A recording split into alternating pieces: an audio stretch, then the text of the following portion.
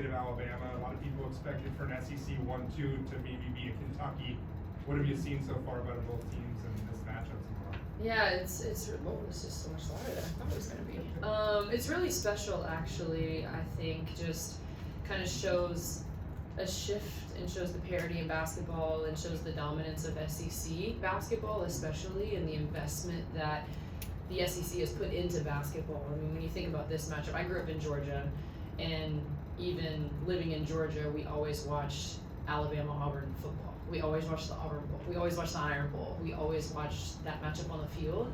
And for there to be this much excitement about a 1-2 matchup on the court is special for me as a basketball fan. I love watching programs rise and grow, and you've got two incredible coaches. You've got two teams with depth. You've got two teams that play really exciting basketball. You have two teams that can score at a high level. You also have two teams that defend really hard and play really tough defense. So for me, when it comes to growing the game of basketball, these are the type of games I tell people to watch. Like if there are people who are like, oh, I don't know, I'm not sold on basketball, I would be like, watch this game. And even once the game happens, I would say watch the replay of this game because I know it's going to be a good game. You talked about kind of the changes in SEC basketball. Maybe how much have you seen since you travel nationally, the perception of the SEC and specifically Alabama-Auburn kind of change from a basketball standpoint? Yeah, everywhere I've gone, airports, different interviews, different segments that people have wanted me to come on, everyone is talking about SEC men's basketball. SEC women's basketball as well, obviously being someone that covers both leagues. Everyone wants to talk about the SEC and why it's so tough and why it's so dominant and why anybody can get beat on any night. But to me, I think I've gotten the most questions when it comes to Auburn and Alabama about the coaches. Everyone wants to know, what's Coach Oates like? What's Bruce Pearl like? What are those two coaches doing to keep their players, to get top transfers, and to have sustained success? So I think it's been really fun. Both coaches have been great to me and very supportive of me, and so I really appreciate them on a personal level, but also really appreciate the way that they're running their programs. You played for Pat Summitt, so with Coach Oates and Coach Pearl, any characteristics similar to her success and what they're doing right now? Yeah, I think I love that you asked about Pat. I love talking about her, but the thing about Pat to me was she could get on you and be so hard on you or be very direct, or even when she was recruiting me and I was in high school, I remember complaining to her at one point, and she was just like, well, what are you going to do about it? And I know it came from that level of being hard on me. Wasn't always easy to hear, but I know it came from a place of love, and I know it came from a place of care. And I think Coach Oates and Coach Pearl do the same thing. Like, I'll see them get after their players and challenge their players and push their players' buttons, but you also know where it's coming from. And I think from just obviously the outside looking in, and I can't speak for the players, but from what it seems like, the way their players trust them is because they know that they're also cared about. And I know that for me, that was what I always felt with Pat and being with her. Can you recall a player that's gone from one side of a rivalry to another like Abe Holloway has for Alabama? And as a former player, just what do you think that's like mentally for him?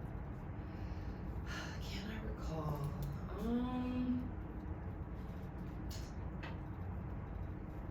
I really can't. Like, when you think about the biggest rivalries, which ones come to mind, right? You think about Ohio State, Michigan, you think about North Carolina, Duke, you think Auburn, Alabama. Like, those are probably the three, and I can't think of a time when someone has switched sides. I also have a hard time imagining all of the different things that Aiden's probably feeling. I know he's mentioned having still good relationships with his guys at Auburn, and the success that he's had at Alabama and the way that he's playing and how crucial he is to this team. I would imagine it's a challenge, but also he's a competitor and he wants to win and he wants to compete and he wants to do well. So I think what I would imagine, just being someone that played the game, like once the ball goes up, it's just the game.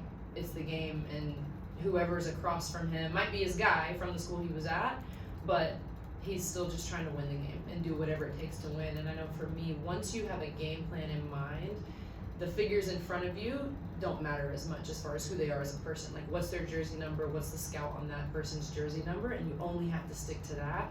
And that's the best way that you can sort of take those emotions out of it. It's easier said than done, but I know a lot of athletes, when there's a game plan in place, that's what you're focused on, that's what you're locked in on. And so I would imagine that there's a lot of feelings before the game, probably a lot of feelings after the game, but during the game it's scouting report, what is it going to take to win? I'll just ask you, one of the best at breaking down the game. This is a matchup here with two teams that have been the best in college basketball all season long. What stands out to you about what we're going to see on the floor tomorrow? Yeah, I think both teams, when I think about offense, obviously Alabama wants to play so fast, and they're such a fast offense. They've got the fastest pace. They want to get out and run. So Auburn slowing Alabama down defensively, what is that going to look like? How do they limit Mark Sears? That's probably one of the biggest things that I'm going to have my eye on, especially after watching the Florida game where Walter Clayton Jr. sort of had his way. I think that is the key for Auburn. How do they slow Alabama down? But then also for Auburn, how do they play offense with patience? Because I know offense, in the way that Auburn can get the matchups that they want, they can play fast and score in transition, of course, but they could also put Alabama in some challenging matchups if they're patient on the offensive end. So slowing Alabama down, then coming back down on the other end and being patient on the offensive end. And for Alabama, on the flip side of that, they need to play defense long enough and finish the defensive possession and then get out and run. It's going to be impossible to play with pace if you're dragging the ball out of the net every single time, right? So if Alabama can get stops on the defensive end, that's going to be their best opportunity to run and play fast on offense. So it's really, I think, for me, a matter of controlling pace and which team is going to do that the best. And it also just comes down to making plays. Like, I think about both teams, they have players that can come in and score off the bench. They have young players that can score. They've also got veteran leaders on the inside and the outside. Who's going to make plays? And who is going to, I'm interested in who's going to start fast and start. So you can start fast but also seem rattled. So starting fast but also starting under control. Those are just a few things that I'm looking for. Obviously Alabama's faced him, last year, but just what have you seen from Janai, his growth from, he was a good player last year, but now kind of National Player of the Year candidate, leader. Just was Alabama, did you slow him down? Have you seen him just take a jump this year?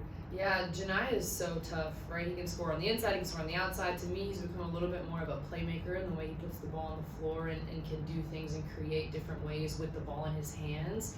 I think being physical with him, obviously he loves to get to that right shoulder, like knowing his tendencies, being really physical with him and making him score over a high hand and not get the angles that he wants. Because when he gets the angles that he wants, he can not only score, but he can get the angle that he wants and draw the defense in and then make a pass, right? So I think with Janai, trying to limit him, send bodies to him, be physical, and just make him think. Because when he gets to just have his way, he's so good at getting angles. So I could see Alabama playing him a variety of different ways, but he's just that good of a player where you have to switch it up. Maybe you send a double from the strong side, one possession, and then next possession down, you send a double from the weak side and try to make him constantly have to think and not pick the defense apart because he's that good. Anything else for Andraya? You mentioned the women's SEC basketball conference, which is definitely as strong as the men's. Can you speak to what Coach Curry has done here at Alabama and just making the program relevant again? Yeah, it's hard for me to talk about Coach Curry because they beat us a couple of times when I played. We lost here a couple of times. We actually could never win here. It was ridiculous. But I really have a lot of respect for Coach Curry and the program that she runs, and watching her team and all the different pieces that they have this year. I'm a Zay Green fan. She obviously started her career at Tennessee, but she has just poured so much into this program, and always talks about being a servant leader and leading with love and building that family feeling here at Alabama, and that's what resonates probably the most. Watching her also change the style of play a little bit as her team has evolved, the style has evolved. This is an Alabama team that I remember only running this matchup zone that was like an absolute nightmare, and she's been able to shift and change with the tide and with her team, literally and figuratively. But it's been fun to watch her. I know she gave us a lot of trouble and challenges, but I have a lot of respect for her and her program. They're always one that you're worried about, and they're always a team that you think can make a run in the tournament just because of the consistency that you've seen from her and from the different teams that she's had. Great. Anything else? Okay. Thanks, Andrea. Thank you. And See we'll ya. have